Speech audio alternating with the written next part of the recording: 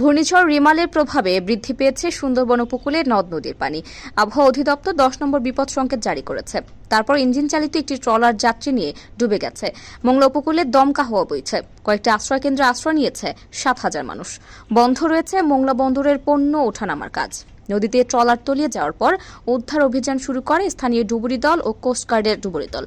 তারা ট্রলারটি পানির নিচে শনাক্ত করতে সক্ষম হয়েছে, তবে কোনো লাশ পাওয়া যায়নি। শনিবার রাতে মোংলা বন্দরে 7 নম্বর বিপদ সংকেত দেয়া হয়। রোববার 10 নম্বর মহাবিপদ সংকেত জারি করে আবহাওয়া অফিস।